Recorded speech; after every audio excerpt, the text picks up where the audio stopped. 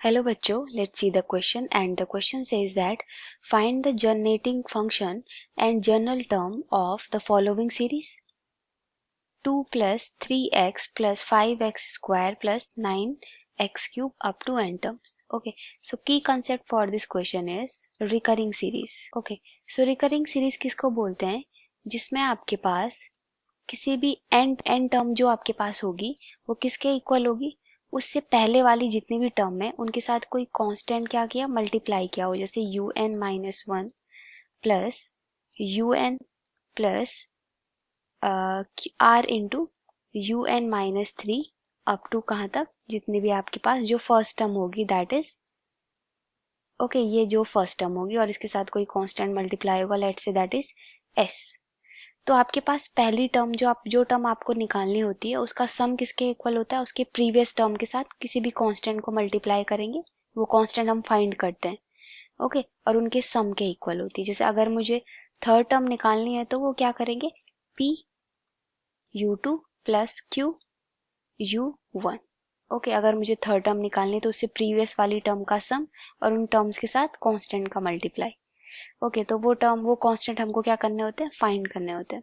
तो यहाँ पे हमारे पास सीरीज है 2 plus 3x plus 5x square plus 9x cube.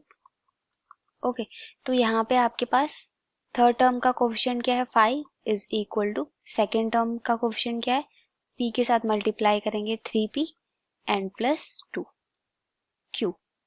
Okay, similarly आपके पास फोर्थ का क्या बन सकता है, 9 is equal to 5p plus 3q। दो इक्वेशंस बन गए आपके पास। तो दोनों इक्वेशन को सॉल्व करेंगे तो लेट्स मल्टीप्लाई, फर्स्ट इक्वेशन को मल्टीप्लाई किया 3 से और सेकंड को किया 2 से, इज इक्वल टू कितना हो जाएगा, ये 15 implies that 15 is equal to 9p plus 6q और ये हो जाएगा 18 is equal to 10p plus 6q। और दोनों को क्या कर दिया हमने, सब्ट्रैक्ट कर दिया। तो सब्ट्रैक्ट करने के बाद ये दोनों टर्म्स कैंसिल हो जाएंगे और यहाँ होगा -p और ये होगा -3। तो p की वैल्यू कितनी मिल गई मुझे, p की वैल्यू मिल गई 3। Okay, now we have find किसकी वैल्यू, q वैल्यू फाइंड करनी है। तो q की वैल्यू कितनी होगी, फर्स्ट इक्वेशन में रख लो, 5 is equal to 3 into 3 plus 2q and that is equal to 2q is equal to -4।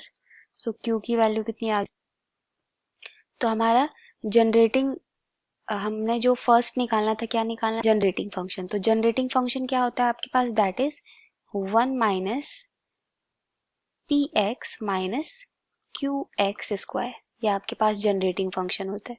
This is generating function.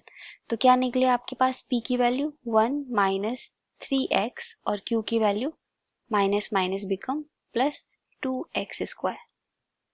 Now we have to find general term. Okay, तो हमारे पास यहाँ पे क्या दे रखा है, s क्या दे रखा है हमारे पास, 2 plus 3x plus x square, okay, and plus 9x cube up to infinity. तो अब हम क्या करेंगे, इस ये s के 1 के साथ मल्टीप्लाई, अब इसके s को हम किससे मल्टीप्लाई करेंगे, -3x से। तो s को 3x अपने जनरेटिंग वाले फंक्शन के एक एक टर्म से मल्टीप्लाई करेंगे। So that -6x 9x square and -15x cube up to n term, और ये लास्ट टर्म क्या बचा, 2x स्क्वायर को s से मल्टीप्लाई करेंगे। सो दैट बन जाएगा आपके पास 4x square, okay, and that is plus 6x cube. Okay, तो ये अगर हम करें सारी टर्म्स को अगर हम ऐड करें तो क्या मिलेगा, ये पूरी टर्म कैंसिल अप हो जाएगी, ये पूरी टर्म कैंसिल अप हो जाएगी और हमारे पास बचेगा 2 माइनस 3x। तो हमारे पास 3x plus into s plus 2x square s is equal to क्या बच गया, 2 माइनस 3x। तो s कॉमन ले लो क्योंकि अब हमें जनरल फंक्शन निकालना है, -3x प्लस स्क्वायर। तो यहाँ से s की वैल्यू कितनी आ गई, 2 minus 3x upon 1 minus 3x plus 2x square implies that, factorization किया मैंने तो कितना मिला, ये 1 इसके फैक्टर किया तो 1 माइनस x और 1 माइनस 2x और इसका पार्शियल फ्रैक्शन कर दो। तो पार्शियल फ्रैक्शन कितना होगा 1 minus x and 1 upon 1 minus 2x। ठीक है, तो इसकी जनरल टर्म कितनी बनेगी यहाँ से आपके पास, that is x to the power r, okay, and plus 2 to the power r x to the power r. So general term क्या होगी at the last 1 plus 2 to the power r and x to the power r. So I hope you all understood this explanation. Thank you and all the best.